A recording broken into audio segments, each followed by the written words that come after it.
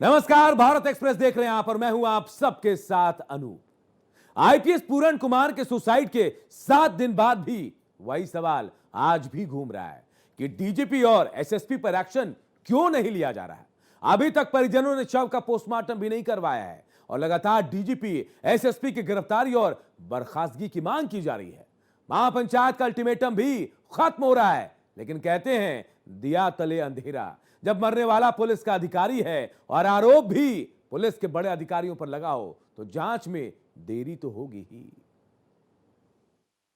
IPS Y पूरन कुमार के suicide के 7 दिन बीत जाने के बाद भी पोस्टमार्टम नहीं हुआ है। पीड़ित परिवार डीजीपी और एसएसपी की गिरफ्तारी की लगातार मांग कर रहा है। एफआईआर में बाकी आरोपियों के नाम भी शामिल करने की गुहार लगा रहा है। महापंचायत में भी अल्टीमेटम दे दिया है, लेकिन अभी तक 24 घंटे बीत जाने के बाद भी सरकार की ओर से कोई एक्शन नहीं लिया गया। जिस लैपटॉप में वाई पूरन कुमार ने अपना सुसाइड नोट टाइप किया था, वो लैपटॉप भी अभी तक एसआईटी टीम को नहीं दिया गया है, जिससे जांच में परेशानी आ रही है। वाई पूरन कुमार ने चंडीगढ़ के सेक्टर 11 में अपनी कोठी पर सुसाइड किया था और अब वहां पर पुलिस का पहरा है। सबूतों से छेड़छाड़ न हो, इसी को लेकर एसआईटी टीम अब हर पहलू से जांच कर रही है। कोठी नंबर 116 की वो कहानी जिससे पूरा हरियाणा में भूचाल आया हुआ है। ये तस्वीर देखिए, 116 नंबर, इसी में जो पूरन कुमार थे उन्होंने खुद को कथित तौर पर गोली मार करके आत्महत्या कर ली। और इसके बाद की जो कहानी है वो बहुत दिलचस्प है। तमाम सारी जांच की बात हो रही है, कई अधिकारियों पर आरोप लगा है। सुसाइड नोट में जो कुछ लिखा गया है उसके बाद तो हरियाणा की राजनीति में भूचाल आ गया है। लेकिन भारत एक्सप्रेस इस कोठी को दिखा रहा है जिसमें जो है वो रहते थे, पूरन कुमार रहते थे। और आप सोचिए कि इस घटना के बाद तमाम सारे पुलिसकर्मी यहाँ तैनात हैं। आप इस चारों तरफ देखेंगे तो पुलिसकर्मियों की मौजूदगी है। और जो है आप यहाँ पर 7 अक्टूबर को आईजी जो है वाई पूरन कुमार ने चंडीगढ़ में अपनी कोठी पर खुद को गोली मारकर सुसाइड किया। 8 अक्टूबर को आईजी की आईएएस पत्नी अमनीत पी कुमार ने जो जापान दौरे से लौटी, वो जो है उन्होंने पुलिस को शिकायत दिया। और इसके बाद जो है 9 अक्टूबर को चंडीगढ़ के सेक्टर थाने में हरियाणा के चीफ सेक्रेटरी अनुराग रस्तोगी, डीजीपी सत्यजीत कपूर समेत 15 लोगों पर एफआईआर दर्ज हुई। और उसके बाद 10 अक्टूबर को चंडीगढ़ पुलिस ने जांच के लिए आईजी पुष्पेंद्र कुमार की अध्यक्षता में 6 सदस्यीय एक जांच समिति बनाई। और अगर आप देखेंगे तस्वीर तो यहाँ पर तमाम सारे पुलिसकर्मी दिख जाएंगे। और यही वो जगह है जहाँ के बेसमेंट में जो है पूरन कुमार रहते थे। और यहाँ पर जो है चूंकि इधर अंदर जाने की इजाजत नहीं है, लेकिन ये तस्वीर बताती है कि यहाँ पर कुछ ऐसा हुआ। और तमाम सारे जो आरोप हैं, जिस तरीके की शिकायत दर्ज हो गई है, जो पोस्टमार्टम जो नहीं हो पा रहा है, उसके पीछे की वजह यही है कि उनको प्रताड़ना बताया जा रहा है कि झेल रहे थे। और उन्होंने जो सुसाइड नोट में लिखा है वो काफी गंभीर सवाल खड़े करता है। और ये कोठी 116 नंबर की कोठी, जहां पर अब तमाम सारे पुलिसकर्मियों की तैनाती है। और यहां पर साफ साफ तौर पे आप देख पाएंगे कि किसी को भी अंदर जाने की इजाजत नहीं है। कैमरा पर्सन धर्मेंद्र के साथ मैं देवनाथ, भारत एक्सप्रेस।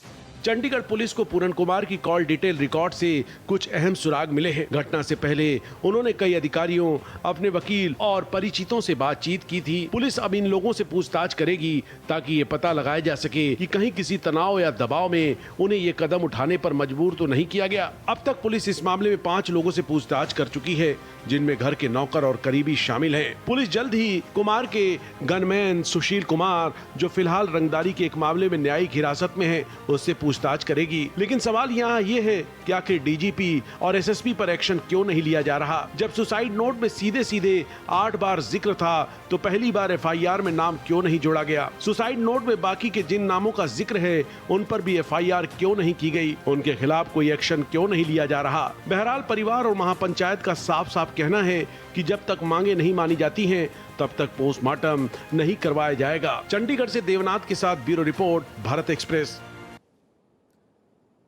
इधर पूरन सुसाइड केस में विपक्ष को भी एक बड़ा मुद्दा मिल गया है। होशियारपुर से आप सांसद राजकुमार चब्बेवाल ने भी सवाल खड़े कर दिए और सरकार पर जमकर निशाना साधा। सांसद राजकुमार चब्बेवाल से बातचीत की भारत एक्सप्रेस के विशेष संवाददाता देवनाथ ने। हमारे साथ होशियारपुर के एमपी राजकुमार चब्बेवाल सर हैं। आप यहाँ आए थे और यहाँ पर अपने परिवार से मुलाकात की है, क्या कहा उन्होंने? हाँ देखो, वाई पूरन कुमार जी हमारे जो एडीजीपी रहे, और इतने सीनियर पोस्ट पे रहे हैं और उनका चले जाना अपने आप में एक बड़ा हैरानी की बात है। और जिन हालातों का उन्होंने जिक्र किया अपने सुसाइड नोट में, तो पूरा देश परेशान है, पूरा देश हैरान है, समाज हैरान है, परेशान है। हम बहन जी को मिले, मैम अमनीत जी को, और वो तो कुछ बोल ही नहीं पा रहे हैं। उनको तो मैं समझता हूँ कि अगर आज कुछ हो पा रहा है इस केस में, अगर अमनीत इस केस में नहीं होती तो ये FIR में कोई अमेंडमेंट नहीं होनी थी। जो प्रिवेंशन ऑफ एट्रोसिटीज एक्ट के अंडर जो पर्चा हुआ है, जो सेक्शन 3 to 5 में हुआ है, वो भी बाद में अमेंडमेंट के बाद उनका नाम डाला गया। तो आप तो यार क्या मतलब बिल्कुल किसी का नाम तक नहीं आप पूछ रहे हो। तो बेना बिल्कुल अननोन पे पर्चा किया गया। और दूसरा हमारी मांग है, बहन जी की भी यही मांग है कि जो भी DGP हैं, SP हैं, जिनका भी नाम सुसाइड नोट में है, उनको तुरंत प्रभाव से गिरफ्तार किया जाना चाहिए। कोई दबाव आप समझ रहे हैं सरकार पे? क्या कोई दबाव है जो इस तरीके से इंसाफ में आड़े आ रही है? जो सरकार है, देखो केंद्र में भी सरकार है, सूबे में भी उनकी सरकार है, तो मुझे तो दबाव की बात समझ ही नहीं आती। दबाव काहे का? अगर इनजस्टिस हुआ है तो अगर सुसाइड नोट एक स्टैंडर्ड प्रोसीजर है, अगर उसने नाम लिख दिया तो सरकार का काम है उस पर एक्ट करना। देखो, इंसाफ के लिए लड़ेंगे, सड़कों पे लड़ाई लड़ी जाएगी, पार्लियामेंट में लड़ाई लड़ी जाएगी। हम तो यहाँ तक के स्पेशल सेशन जो बुलवाने की मांग भी रखेंगे। और पंजाब में, यहाँ तक मैं पंजाब से मेंबर पार्लियामेंट हूँ, तो हम अपने CM साहब को ये भी सुझाव देंगे कि all party meeting should be called. तो वहाँ पे जो भी स्ट्रेटजी, जो भी वहाँ पे हमारा जो भी सजेस्ट करें हमारे लीडर्स, तो उसको बिल्कुल तुरंत प्रभाव से चंडीगढ़ का घेराव करो, जो भी करो करेंगे। बट ये है कि हम जस्टिस लेने के लिए कुछ भी करेंगे, जस्टिस लेके रहेंगे। जस्टिस लेकर रहेंगे, ये कहना है जो राजकुमार चब्बेवाल थी, जो होशियारपुर के MP हैं, उनका कहना है कि हर हाल में इंसाफ लेकर रहेंगे। कैमरा पर्सन धर्मेंद्र के साथ मैं देवनाथ, भारत एक्सप्रेस।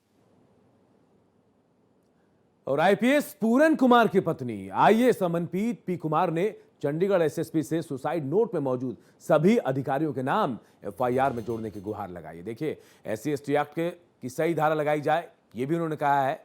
इसके अलावा कई आग्रह, FIR में सभी अधिकारियों के नाम जोड़े जाएं। अमनप्रीत कुमार ने जो लेटर SSP को भेजा, उसमें इस धारा को लगाने की अपील की गई। उनमें देखिए, जो हम आपको बता रहे हैं ग्राफिक्स के जरिए, SC/ST एक्ट है, जिसके तहत जो है FIR दर्ज करने की बात कही गई है। SC/ST एक्ट की सही धारा लगाई जाए, क्या मांग है अमनप्रीत कुमार की? देखिए, FIR में सभी अधिकारियों के खिलाफ FIR होनी चाहिए और जो धारा ST/SC एक्ट की, उसे लागू करना चाहिए और नाम जोड़ा जाना चाहिए। तो IPS पूरन कुमार सुसाइड केस में परिवार इंसाफ की आस में बैठा है। पंजाब SC कमीशन के महासचिव जसवीर सिंह गढ़ी ने भी मृतक IPS के परिजनों से मुलाकात की। भारत एक्सप्रेस के विशेष संवाददाता देवनाथ ने उनसे भी खास बातचीत की है। हमारे साथ जसवीर सिंह गढ़ी हैं, पंजाब ST कमीशन से हैं। सर, ये बताइए, आप परिवार से मिले हैं, क्या बात हुई? आप परिवार गहरे शोक में है। हमने अपनी संवेदना प्रकट करी है। पूरे पंजाब भर से लोग हमारे साथ आए थे। पूरा फुल कमीशन जो है अनुसूचित जाति कमीशन के सभी मेंबर हाजिर थे। सभी हमारे जितने इधर समर्थक थे, सब वो इसमें गहरा दुख प्रकट करने आए थे। परिवार बहुत शोक में है, दुख में है, संवेदना में है। परिवार में MLA है, परिवार में IAS है, परिवार में IPS है, परिवार में रिटायर्ड IRS हैं, और जो जिन्होंने सुसाइड कमिट किया वो खुद IPS हैं, ADGP रैंक के अधिकारी हैं। तो इतना बड़ा बलशाली, रिप्यूटेड, प्रभावशाली परिवार हो तो ये दिन देखना पड़े, तो उससे दुख की बात क्या हो। देखो, हमने तो कमीशन की ओर से ड्यूटी प्रशासन को पहले खींचा। आने से पहले हमने सुमोटो लिया था, उनसे रिपोर्ट मांगी थी। रिपोर्ट में वो ड्यूटी प्रशासन कुछ भी दे नहीं पाया। हमने परिवार को ये कहा है कि इंसाफ मिलने तक लड़ाई लड़ी जाएगी और कमीशन लीगली तौर पर और हर तरह से परिवार के साथ खड़ा है। देखो, ये डबल इंजन सरकार के नाम पर कलंक है। अगर वाई पूर्ण कुमार IPS दलित ना होता तो शाम तक ही सब गिरफ्तार हो जाते। 14 के 14, जिनमें 3 रिटायर्ड और 11 पोस्टिंग पे, और इनमें भी जो 3 IAS और 11 IPS, तो गिरफ्तार किए, सस्पेंड किए जाते। कुछ तो कर दो, मुंह दिखाने के लिए कुछ तो कर दो। समरसता लाएंगे, भाईचारा लाएंगे, ये लाएंगे, वो लाएंगे, ये कहाँ की बातें भाई? ये अन्याय ही जात के कारण हुआ है। अगर वो दलित ना होता आईपीएस पूर्ण कुमार, तो ये दिन थोड़े देखना पड़ता। जिसने मंदिर की भी घटना लिख दी, जिसने एसीएस के बारे में लिख दिया, जिसने डीजीपी 2-3 के बारे में लिख दिया, इससे पूरा दिन और क्या हो सकता है। तो न्याय का भी मामला है, ये जात का भी मामला है। ये जसबीर सिंह गढ़ी थे जो बता रहे थे कि ये न्याय का मामला है और जात का मामला है, और इंसाफ इसीलिए नहीं मिल पा रहा है क्योंकि ये जात विशेष का मामला है। कैमरा पर्सन धर्मेंद्र के साथ मैं देवनाथ, भारत एक्सप्रेस। तो देखिए, आईपीएस पूरन कुमार की मौत के बाद सियासत पूरी तरह से गर्मा गई, लेकिन सवाल ये कि आखिर पूरन कुमार ने आरोप क्या लगाए थे। हम आपको ग्राफिक्स के जरिए बताने की कोशिश करते हैं कि क्या गंभीर आरोप थे। अब देखिए आईपीएस पूरन कुमार के सुसाइड नोट पे क्या है। पोस्टिंग, प्रमोशन और छुट्टियों में भेदभाव किया जाता था। ये किनके आरोप है? पूरन कुमार के। और आरोप क्या है? देखिए, गैर मौजूद पदों पर पोस्टिंग देना, जो पद मौजूद नहीं है उस पर पोस्टिंग दी जाती थी। और क्या था? काम को नजरअंदाज किया जाता था। ये बड़े आरोप पूरन कुमार ने लगाए थे। सार्वजनिक रूप से अपमानित करना, उनको अपमानित किया जा रहा था, जिससे वो घुट घुट कर जी रहे थे। इसके अलावा पिता के निधन पर भी छुट्टी नहीं दी गई। आप समझिए, पिता के निधन पर छुट्टी नहीं। डीजीपी के निर्देश पर एनुअल रिपोर्ट में गलत टिप्पणी की गई। ये आरोप देखिए किसने लगाया? पूरन कुमार ने। झूठी जानकारी फैलाने का भी आरोप है। ये तमाम आरोप जो है पूरन कुमार ने अपने सुसाइड नोट में लिखा था। जातिगत उत्पीड़न में बैचमेट भी शामिल हैं। कौन कौन थे बैचमेट भी थे? देखिए, मनोज यादव, पीके अग्रवाल और टीवीएस एन प्रसाद बैचमेट थे, जो इनको कहीं ना कहीं प्रताड़ित कर रहे थे। शिकायतों को नजरअंदाज किया गया। इन्होंने शिकायत भी की पूरन कुमार ने, लेकिन नजरअंदाज कर दिया गया। जानकारी लीक होने से गरिमा को गहरी ठेस भी पहुंची। देखिए, यही आहत होने वाली बात है। जातिवाद, पोस्टिंग, भेदभाव, तमाम जो आरोप हैं, ये आरोप पूरन कुमार ने लगाए थे, और इनको बकायदा अपने लैपटॉप में टाइप करके उसके बाद पूरन कुमार ने सुसाइड किया था। ये तमाम जिनके नाम है, जिनका नाम मैं आपको बता रहा हूं ग्राफिक्स के जरिए, इन लोगों पर आरोप लगा कि इनको जातिवाद, पोस्टिंग में भेदभाव, एसीआर में गड़बड़ी का आरोप इनके ऊपर लगा, और तो और इनको टारगेट भी किया जाता था। पिता की मौत के बाद भी आईपीएस पूरन कुमार को छुट्टी नहीं मिली, और यही वो वजह है जिसकी वजह से आईपीएस पूरन कुमार जो है, जिन्होंने सुसाइड किया और लेटर भी एक छोड़ा था। आईपीएस सुसाइड केस में पीड़ित परिवार से मिलकर लौटे सरोखाब पंचायत हरियाणा के प्रमुख डॉक्टर पवनजीत बनवाला से बातचीत की भारत एक्सप्रेस के सहयोगी देवनाथ ने। आईपीएस हत्याकांड में तमाम सारे लोग सामने आए हैं जो न्याय चाहते हैं, और अभी हमारे साथ पवनजीत बनवाला जी हैं, इनसे बात करेंगे। सर, अभी आप मिलके आए थे, क्या मांग है आपकी, किस तरीके की मांग है? देखिए, आज हम ये भ्रम की स्थिति जो समाज में फैली हुई थी कि जाट समाज और खापे किसी के पक्ष में हैं, हम ये क्लियर कर देना चाहते हैं कि जाट समाज और खापे हमेशा न्याय के साथ खड़ी रही हैं, और न्याय की मांग है कि पीड़ित परिवार को न्याय मिले। दोषी कोई भी हो, बख्शा नहीं जाना चाहिए और निर्दोष फंसना नहीं चाहिए। देखिए, जो पोस्टमार्टम की बात है, जब तक ये नहीं लगेगा कि न्याय मिलेगा, तब तक तो पोस्टमार्टम करवाने का और अंतिम संस्कार करने का सवाल ही पैदा नहीं होता। यहाँ तो ये दिखाई नहीं दे रहा कि न्याय मिलेगा या नहीं मिलेगा। एक एडीजीपी रैंक के अधिकारी को न्याय के लिए ये देखना पड़ रहा है कि मिलेगा या नहीं मिलेगा, तो आम आदमी की क्या हालत होगी यार। जो गांव में किसान मजदूर के साथ अत्याचार और अन्याय होता है, तो उसमें न्याय की उम्मीद कहां की जा सकती है। ये बिल्कुल गलत धारणा है। सरकार को चाहिए कि तुरंत प्रभाव से कदम उठाए, किसी मंत्री के विदेश में आने की इंतजार ना करते हुए जो दोषी अधिकारी हैं, जो दोषी हैं, उनके खिलाफ एक्शन लिया जाए। कम से कम प्रारंभिक एक्शन तो लिया जाए। अब किसी कर्मचारी के खिलाफ एफआईआर हो जाती है, उसे तुरंत सस्पेंड कर दिया जाता है। यहाँ एफआईआर दर्ज हो चुकी है, यहाँ नाम है बकायदा सुसाइड नोट में, और आप आंख मूंचे बैठे हैं। ये बिल्ली की तरह आंख मीचने वाला काम नहीं चलेगा भाई। देखो, मैं मुख्यमंत्री, किसान के बच्चे हैं, मेरे तो सांसद भी रहे हैं वो किसी समय में। मैं मुख्यमंत्री को कहता हूँ कि सद्बुद्धि दीजिए भगवान इन मुख्यमंत्री को और पूरी कैबिनेट को सद्बुद्धि दीजिए, और तुरंत प्रभाव से एक्शन लेकर दिखाए, ताकि समाज में जाए कि न्याय के लिए सरकार भी बिल्कुल तन मन खड़ी है। सरकार का एक्शन, अभी तक सरकार का एक्शन ये दिखाई नहीं दे रहा कि सरकार पूरी तरह न्याय कर पाएगी। अगर न्याय नहीं मिला तो क्या धरना प्रदर्शन, कोई आंदोलन कर रहे हैं आप लोग?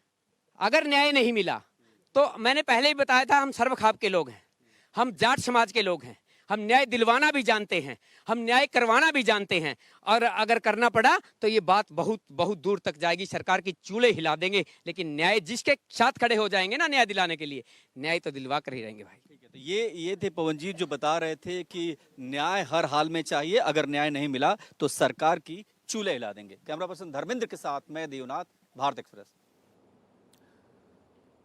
तो देखिए महापंचायत भी हुई है, लेकिन उसके बाद हम आपको पूरी टाइमलाइन बता रहे हैं आईपीएस पूरन कुमार सुसाइड केस में अब तक आखिर क्या क्या हुआ है। हम ग्राफिक्स के जरिए आपको बताने की कोशिश करते हैं। तारीख आप समझिए, तारीख देखिए 7 अक्टूबर, जी हां 7 अक्टूबर को चंडीगढ़ में अपने घर पर ही आत्महत्या की थी पूरन कुमार ने। यह 7 तारीख पूरी टाइमलाइन हम आपको बता रहे हैं कि कब क्या क्या हुआ। अपनी सर्विस गन से खुद को गोली मार ली। इसके अलावा चंडीगढ़ सेक्टर 11 के घर के बेसमेंट से उनका शव मिलता है। देखिए हम आपको बताने की कोशिश कर रहे हैं क्या क्या हुआ था। 11 देखिए 8 पेज का सुसाइड नोट भी बरामद होता है। सुसाइड नोट भी मिला 8 पेज का, 1-2 पेज नहीं। आरोप 8 पेजों पर लिखे हुए थे। 8 आईपीएस और 21 आईएएस पर टॉर्चर करने का आरोप था। ये तमाम लोग मिलकर भाई पूरन कुमार को टॉर्चर कर रहे थे। आप समझिए कितनी बड़ी लंबी लिस्ट है। आईपीएस की पत्नी की शिकायत पर एफआईआर दर्ज की गई। देखिए बाकायदा सुसाइड नोट था, लेकिन उसके बाद आईएएस पत्नी की शिकायत पर दर्ज हुआ।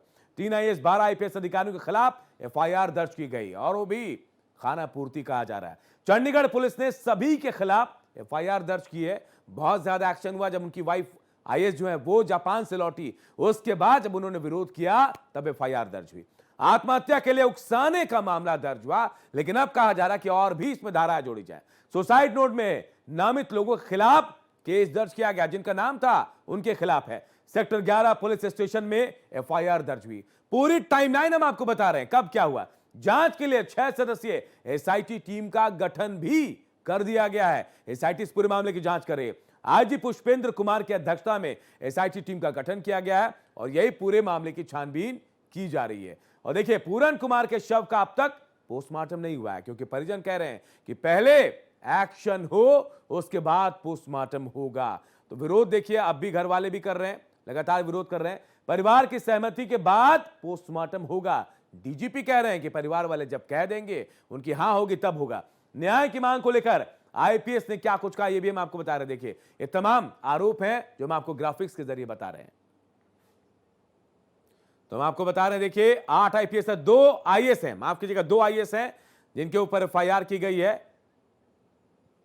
11 पुलिस स्टेशन में, सेक्टर 11 के पुलिस स्टेशन में एफआईआर दर्ज हुई। आत्महत्या के लिए उकसाने का मामला दर्ज हुआ। सुसाइड नोट में नामित लोगों के खिलाफ केस दर्ज किया गया। क्या क्या हुआ है हम आपको पूरा टाइमलाइन बता रहे हैं। 7 तारीख को सुसाइड किया उन्होंने, अपनी सर्विस रिवॉल्वर से खुद को गोली मारी। चंडीगढ़ के सेक्टर 11 के घर पर उन्होंने सुसाइड किया। 8 पेज का सुसाइड नोट मिला। 8 आईपीएस 2 आईएएस पर टॉर्चर का आरोप भी लगाया है। और देवनाथ हमारे सहयोगी इस खबर पर सीधे हमारे साथ जुड़े। देवनाथ क्या कुछ अपडेट है, क्योंकि जानकारी यह मिले कि अब तक पोस्टमार्टम नहीं हुआ है। परिवार वाले अब तक विरोध कर रहे हैं, जबकि कहा यह जा रहा है प्रशासन की तरफ से परिवार वाले जब तक नहीं बोलेंगे तब तक यहां नहीं होगा पोस्टमार्टम। देखिए, अगर इतने दिनों के घटनाक्रम को ध्यान से देखें तो ये स्पष्ट तौर पर है कि यहाँ पर तमाम सारे पॉलिटिकल लीडर और तमाम सारे लोग आ रहे हैं और सांत्वना दे रहे हैं अंदर जा करके कि इसमें इंसाफ की जो आवाज़ उठाई जा रही है इनके द्वारा, उनको समर्थन है। लेकिन इन सबके बीच जो यक्ष प्रश्न है, सबसे बड़ा सवाल है कि क्या पोस्टमार्टम होगा, क्या सरकार की तरफ से कोई बड़ा फैसला आएगा। इन सवालों के बीच सबसे बड़ी बात ये कि जो तमाम सारे पॉलिटिकल पार्टियों के लीडर यहाँ पे आ रहे हैं और उनको समर्थन दे रहे हैं, इसका मतलब ये होता है कि अब मामला सिर्फ एक आईपीएस के आत्महत्या का न होकर के एक जाति से संबंधित भी हो गया है और इसके अलावा राजनीतिक भी हो गया है। इसका मतलब ये है कि जो पूरा हरियाणा है, बिल्कुल देवनाथ, कहीं ना कहीं इसमें सियासत भी बहुत हो रही है। परिवार के तो लोग हैं इन्वॉल्व और वो कह रहे हैं अलग अलग डिमांड्स हैं उनकी एफआईआर को सुधारने की बात। कहीं ना कहीं सियासत भी इस पर हो रही है। बहुत बहुत शुक्रिया आपका।